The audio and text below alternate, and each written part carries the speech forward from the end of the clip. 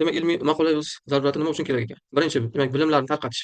Ya'ni siz yozgan ilmiy ishingiz orqali, maqola orqali, demak, sizni ilmiy yoki sizni kashfiyotingiz butun dunyo bo'yicha tarqalishi mumkin ekan.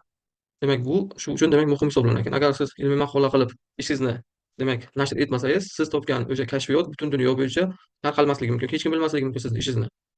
Demak, shu uchun ham demak bu demak ilmiy maqola muhim ekan. Keyingisi ustuvorlikni belgilab beradi.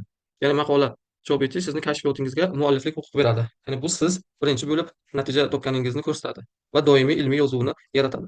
Ya'ni siz agar maqola qilib chop etsangiz, butun dunyoda demak siz o'sha topgan kashfiyot yoki yangilik bo'ladimi yoki qanaqadir yangi natija bo'ladimi, bu bir umrga siz maqolangiz orqali hop sizga nima bo'ladi? Mualliflik huquqini olib keladi. Muhrlanib internet saytida yoki jurnallarda chop etilgan holat.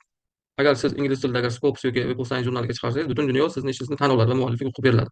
Agar o'zbek tiliga chiqarsangiz ega faqat O'zbekistondagi odamlar bilishi mumkin, buni xalqaro tan olinmaydi. Shuning uchun imkon qadar ishingizni o'sha xalqaro nufuzli jurnallarga chiqarsangiz ingliz tilida, bu demak sizga mualliflik huquqi olib kelinadi. Endi sizni ishingiz doimiy, demak bu birinchi siz qilingan degan nomga ega bo'ladi va sizni ishingizga doimiy iqtiboslik beriladi.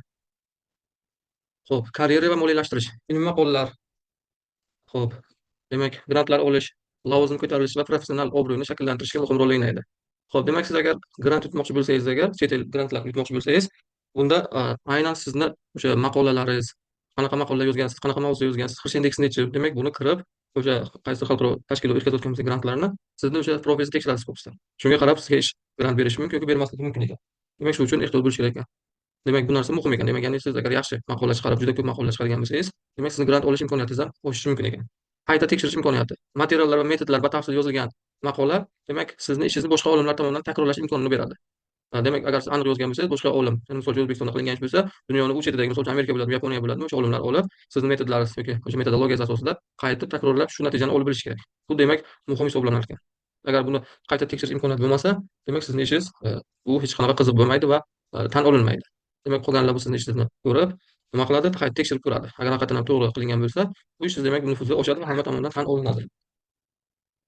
Maqola yozish jarayonida demak siz fikrlaringizni tartiblashtirib olasiz. Ya'ni qaysidir mavzuni olganingizdan keyin o'zining ilmiy sohangizda siz bir nechta maqolalarni yuklab olasiz. Demak, yuzlab maqolalar izlaysiz va o'sha yuzlab maqolalarni izlab, ularning ichidan demak o'qib chiqqaningizdan keyin o'zingizni sohangizga tegishli demak yangiliklarni olishingiz mumkin yoki siz o'zingizni maqolangizni qanday yozish bo'yicha sizga demak o'sha sistemali tushunchalar paydo bo'ladi. Ya'ni oldingi maqolalarda ilmiy bo'shliq deydi, research gap.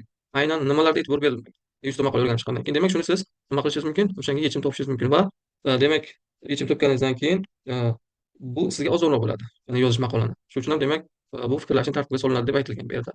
Agar siz keyin ularning natijasini ko'rasiz, qanaqa qurilmalar ishlatilgan, qanaqa laboratoriya jihozlardan foydalanilgan, qaysi ishlarni qilish imkoniyati yo'qligini ham ko'rishingiz mumkin. Yoki o'sha mualliflar maqolada aytgan, bu ishni qilib yoki qanaqadir natijalar, salbiy natijalar paydo bo'lishi mumkin. Siz ularni qayta takrorlab o'tirmaysiz. Demak, bu juda muhim hisoblanar ekan.